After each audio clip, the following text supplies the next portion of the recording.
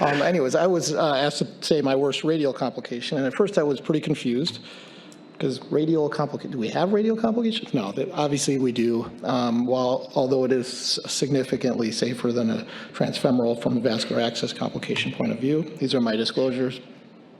The real disclosure is that also this is a case of my colleagues, but I had a very similar case with actually a worse outcome I'll tell you about. I just didn't have the images for that. So the history here, 74-year-old woman with diabetes, known CAD, importantly a prior renal kidney pancreas transplant, presented with escalating angina. Prior echo was normal. She was on the standard medications, but inclusive of anti-rejection medicines, prednisone and Prograf, which I think become relevant. Fairly stable presentation, blood pressure of 160. She was a little uncomfortable, but not in heart failure, and had good pulses throughout. Yep. Her EKG was fairly clear in terms of having anterior ST depressions, and her initial labs were fairly benign as well, positive troponin. So in the ER, she was given heparin, nitro, low pressure. A quick POCUS done by the fellow showed apical hypokinesis, so the diagnosis really wasn't too much in question at this point. She was pain-free, but given her high-risk features, she came directly to our cath lab for urgent angiography. As would be our practice, we prepped the right radial. She's not someone we'd expect to need MCS or anything like that. The access was obtained with an anterior needle puncture, and there was good flow through the needle, but there was resistance far beyond the needle tip with the 021 access wire. This wire was removed, and an 180 centimeter coronary wire was advanced freely through the access needle. Over this wire, a 5/6 slender was inserted, again with no issue. The dilator was removed and our 14 wire was left in place. A radial cocktail was then given. I'm kind of pointing out all the details that are relevant. Additional heparin was given, as well as our typical cocktail.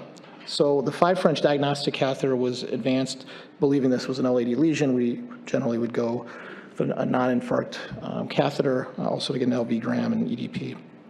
But it didn't pass the elbow. There was resistance and pain, which is obviously the enemy of any transradials or any interventionalists, actually. So this catheter was removed, and a sheath angio was performed, thinking that this would just be some tortuosity, or more specifically that this coronary wire might have taken the recurrent radial, which is not uncommon when you use a 14 wire for access. So it may not have been in the true brachial. So a sheath angio was performed, and quite surprisingly, a pretty significant perforation. Again, this is just with an attempt with a JR4 catheter on a 14 wire. So the initial steps were employed, which included just immediate grabbing of the arm and applying pressure extrinsically, calling for a blood pressure cuff, which is an absolute must in any lab, but specifically a radial lab, and an immediate exam of the forearm, which is really important to understand where you're starting and how the arm could progress.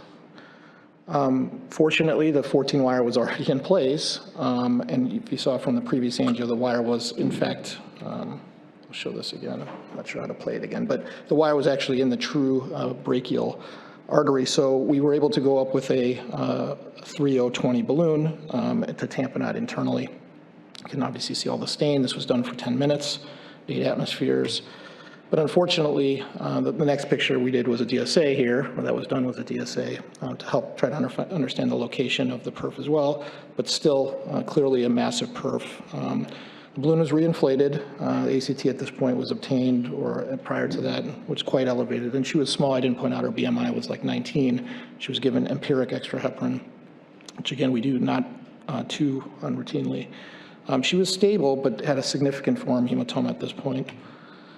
So given our overall presentation, the fact that we knew that we had to continue with the procedure, given our ACS, or likely needed to, and the difficulties in providing reversal agents like protamine, a decision was made to put a covered stent. Unfortunately, this is, you can see with the first one, this is after the first covered stent was placed, this a clear geographic miss.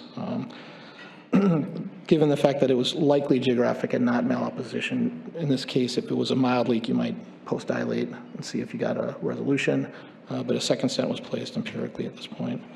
And this is the final angiogram.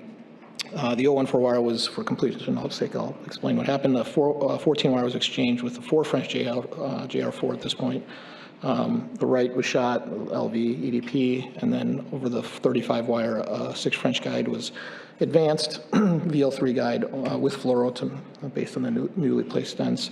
And we did a pretty uneventful osteal proximal LED IVUS guided with a single stent. So her course did well post-procedurally. Did have an arm hematoma, was managed with the rapid analgesics. She had a pre-discharge ultrasound which showed a patent radial. Was discharged just on DAP. There was some debate about a short course of a low-dose NOAC, but that was not done. And then it felt well at discharge appointment. It had a follow-up ultrasound, which was great. So real quick, this is a pretty rare complication, 1 in 2,000 to 1 in 1,000. There's certain risk factors which, if we look back on the case, we might have been able to identify small patient, smaller, therefore smaller arteries potentially, tortuous anatomy, age, female gender. In this case, I think what was quite culprit was the prednisone, and it was a humbling and learning experience. For those involved and myself reviewing it, that prednisone patients can have very friable vessels. Jump through this stuff here. There's a nice paper review in JIC, or CCI rather, on the management. Quick take-home points. Consider a sheath angiogram in any time you have access wire, even if you get a 14-wire up. The timing of the cocktail menu will advocate for giving the cocktail with heparin once ascending aorta access is gained. Of course, J-tip wire, stopping with resistance, and have a low threshold for balloon-assisted tracking. As far as managing the perf, maintaining wire as it is correct for coronaries, manual BP cuff, usually internal tamponade works, but you should consider the mechanism. This is a frank rupture, so we needed a therapy, an early surgical consultation. So, thanks. Great case. Yeah. Thank you. So we're going to